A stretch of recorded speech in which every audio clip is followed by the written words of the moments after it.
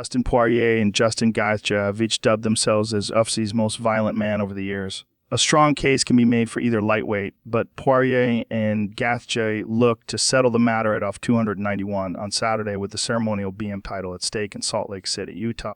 Your mileage may vary on the BM baddest mother F concept, but the fighters on the marquee certainly fit the bill. Poirier and Gaethje are among the all-time leaders in fight of the night bonuses. Poirier could set an all-time record if their second encounter in Salt Lake City comes close to replicating the magic of their 2018 fight of the year. UF's 290. One is a fight fan's delight despite the rare absence of a legitimate UF title. The card is loaded with action fighters and colorful characters. Poirier, Gaethje, Alex Pereira, Tony Ferguson, Bobby Green, Kevin Holland, Stephen Thompson, Michael Pereira, and Derrick Lewis. The type of fighters you'd expect to see on a fantasy card are all scheduled to compete. Let's take a closer look at the biggest storylines from a pay-per-view card that deviates from the norm. Poirier chases elusive hardware. The BMF Championship is a title with no real value. It's a ceremonial trophy and not a particularly prestigious one. It does not promise the winner a UFC title shot or anything of substance that's been publicly disclosed. Yet scrub through the silver prize and you'll find specks of gold. Islam Makhachev vs. Charles Oliveira 2 for the UFC Lightweight Championship was recently announced by the promotion. That gives the winner of Poirier vs. Gaethje 2 ample time to recover for an eventual showdown with the lightweight champ. Poirier has legitimate crossover fandom after beating Conor McGregor in a trilogy, and the UFC would certainly be willing to thrust him into another marquee. The Diamond is in his athletic prime, but he has engaged in many grueling battles in a career spanning nearly 40 fights in 15 years. It isn't necessarily do or die for Poirier at UFC 291, but it's hard to imagine he has many chances left to drape himself in gold. The former interim lightweight champion has always been the bridesmaid, never the bride. The pressure is on as he approaches a third chance to become the undisputed champion. The clock is ticking on Gaethje. Gaethje is given to the UFC fan base more than most. Gaethje, aptly nicknamed the Highlight, has earned 11 performance bonuses in 11 UFC fights. After all, UFC cards usually feature 12 to 15 bouts competing for one fight of the night bonus and 2 performance of the night bonuses.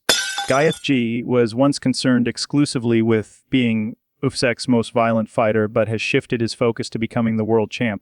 Although he too has come up short in his opportunities at the full title when he lost to Khabib Nurmagomedov and Charles Oliveira. Gaethje previously told Emma Fighting that he'd like to retire by age 37, putting a 3-year deadline on his chances to fight for the title once more. A win over Poirier places Gaethje in a murderer's row of contenders with featherweight champion Alexander Volkanovski and impending title challenger Charles Oliveira. Pereira's absurd 2-division run Poirier's journey to UFC champion ranks among the most impressive rises in MMA history. Pereira captured the UFC middleweight title in his 4th Octagon appearance, reminiscent of Brock Lesnar's shocking sprint to the top of the heavyweight ranks. Pereira may not have accomplished the feat quite as fast as Lesnar, but it's possible for Potent to capture UFC titles in 2 weight classes in short order. Pereira will be greeted by former light heavyweight champion Jan Blachowicz in his 205-pound debut. There is a lot of mystery surrounding the status of the light heavyweight title after Jamahal Hill vacated the title due to injury. Could potentially amend Blachowicz vs. Pereira as a title eliminator or take it one step further and put the vacant title at stake. Pereira becoming a 2-division UFC champion in roughly 10 MMA fights would be an unfathomable feather in his cap. Should Tony Ferguson even be fighting? The announcement of Ferguson vs. Bobby Green was met with confusion at best and disgust at worst. Ferguson was arrested on a Dewey charge and booked into jail on May 7 after allegedly crashing his truck into 2 other vehicles outside of a nightclub. The UFC booked Ferguson vs. Green 9 days later. Ferguson subsequently pled not guilty to the misdemeanor Dewey charge, but the promotion deserves scrutiny for booking the fight so soon after a pending police investigation. It is concerning decision when you factor in Ferguson's mental health history and his competitive fall from grace. Ferguson's wife, Christina Ferguson, filed a restraining order against him in 2019, telling ESPN Tony Ferguson is a good husband and good father to our son. The current legal proceedings are part of a process to ensure that Tony will receive the help necessary to continue being the best possible. Ferguson is also deep into his first career losing streak with 5 consecutive losses. Green is a step down from most of Ferguson's past opponents, but still possesses many threats to a war. Torn Ferguson. It's possible that fighting is the perfect therapy for El Cucuy, but it's hard to support how this fight came together. Is Derrick Lewis done as a contender? Lewis is another fan favorite, trapped in a career worst rut. Lewis is contending with the first losing streak of a profession spanning nearly 40 fights and has been stopped in all 3. Marcos Rogerio de Lima is a step down from the likes of Sergey Pavlovich and Taye Tuivasa.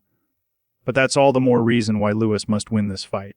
A loss to fellow 38-year-old heavyweight, one that likely will never fight for a world title, would really reshape his role in the division.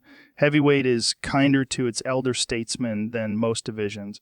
This is because power is often the last thing to go, and the average quality of heavyweight fighters isn't quite as high as lighter, more populated divisions. Lewis shares the record for most knockouts in UFC history, and that power is something Lewis can always fall back on, but it feels like his days as a perennial contender are behind him. The road will only prove more challenging as heavyweight begins to populate with more well-rounded athletic heavyweights of the future like Tom Aspinall and Jailton Almeida. There will always be a place for a fighter with Lewis head, rattling power, and cult following, but it's unlikely to be near the top without a fantastic showing on Saturday.